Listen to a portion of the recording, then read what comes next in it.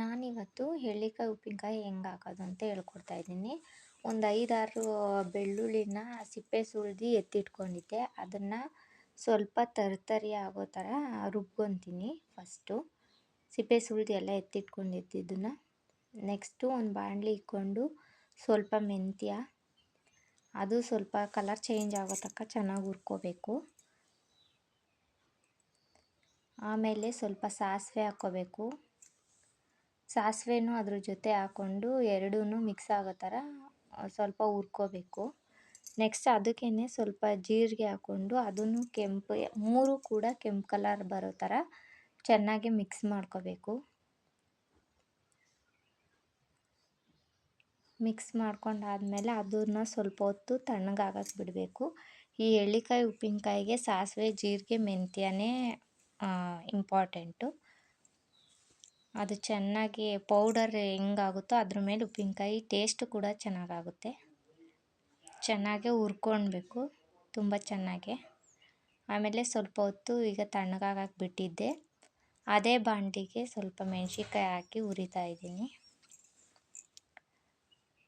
ಬಿಸಿಲಲ್ಲಿ 3 ದಿವಸ ಒಣಗಿಸಿದ್ದೆ. ಆಮೇಲೆ ಅದನ್ನು ತೊಗೊಂಡು ಹುರಿತಾ ಇದ್ದೀನಿ ಇವಾಗ.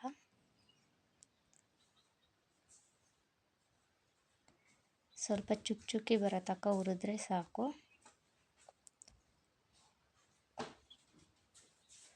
ಆಮೇಲೆ ಅದನ್ನೆಲ್ಲ ರುಬ್ಕೋಬೇಕು 3.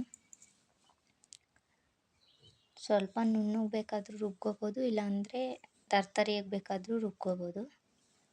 ಮೆಣಸಿನ್ಕಾಯಿ ಮತ್ತು ಬೆಳ್ಳುಳ್ಳಿ ಮತ್ತು ಸಾಸಿವೆ, ಜೀರಿಗೆ, ಮೆಂತ್ಯ 3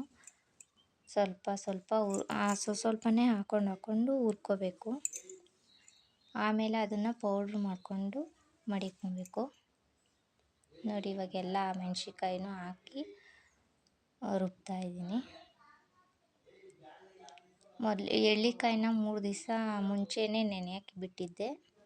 ಕುಯ್ದಾಕ್ಬಿಟ್ಟು ಉಪ್ಪು ಮತ್ತು ಸ್ವಲ್ಪ ಅರಿಶಿನ ಪುಡಿ ಹಾಕಿ ನೆನೆಯೋಕ್ಕೆ ಬಿಟ್ಟಿದ್ದೆ. ನೋಡಿ ಪೌಡರ್ ರೆಡಿ ಆಯಿತು.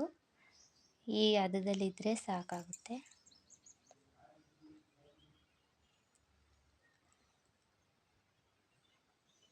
ಹಂಗೂ ಒಂದೊಂದು ಮೆಣಸಿನ್ಕಾಯಿ ರುಬ್ಬೋದಿಲ್ಲ, ಅದನ್ನು ಬೇಕಾದರೆ ಮತ್ತೆ ತೆಗ್ದಿಟ್ಬಿಟ್ಟು ರುಬ್ಬೋದು. ಇಲ್ಲಾಂದರೆ ಮೆಣಸಿನ್ಕಾಯಿ ಎತ್ತಿಟ್ಬಿಟ್ಟು ಸಾಕು ಅನ್ನೋದಾದರೆ ಇದನ್ನೇ ಬೇಕಾದರೆ ಮಿಕ್ಸ್ ಮಾಡ್ಕೋಬೋದು ಉಪ್ಪಿನಕಾಯಿಗೆ. ಇವಾಗ ಇದನ್ನೆಲ್ಲ ರುಬ್ಬಿರೋದನ್ನೆಲ್ಲ ಡಬ್ಬಕ್ಕೆ ಹಾಕ್ಕೋಬೇಕು. ನಾವೇನು ನೆನೆಸಿಟ್ಟಿರ್ತೀವಲ್ಲ ಎಳ್ಳಿಕಾಯಿದು ಅದ್ರ ಡಬ್ಬಕ್ಕೆ ಹಾಕ್ಕೊಂಡು ಅದನ್ನೆಲ್ಲ ಮಿಕ್ಸ್ ಮಾಡ್ಕೋಬೇಕು 3 ಒಂದೇ ಥರ. ಸ್ವಲ್ಪನೇ ಹಾಕಬೇಕು. ಸ್ವಲ್ಪನೇ ಹಾಕಿ ಚೆನ್ನಾಗಿ ಮಿಕ್ಸ್ ಮಾಡಿಕೊಂಡ್ರೆ ಎಳ್ಳಿಕಾಯಿ ಉಪ್ಪಿನಕಾಯಿ ರೆಡಿ ಆಗುತ್ತೆ. ಖಾರ ಬೇಕಾದ್ರೆ ಜಾಸ್ತಿ ಆಯಿತು ಅಂದರೆ ಸ್ವಲ್ಪ ಎತ್ತಿಟ್ಕೊಂಡು ಆಮೇಲೆ ಬೇಕಿದ್ದರೂ ಖಾರನ ಪೂರ್ತಿ ಮಿಕ್ಸ್ ಮಾಡ್ಕೊಬೋದು.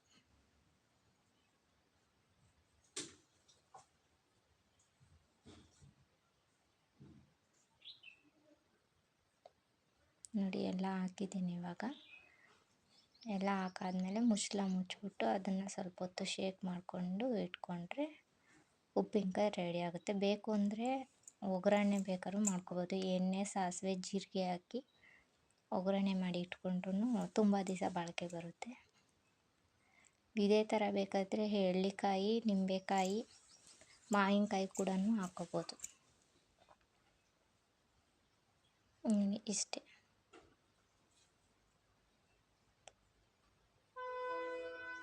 ನೀವು ಈ ರೆಸಿಪಿನ ಟ್ರೈ ಮಾಡಿ ಮನೇಲಿ ಹೇಗಿತ್ತು ಅಂತ ಕಮೆಂಟ್ಸಲ್ಲಿ ತಿಳಿಸಿ.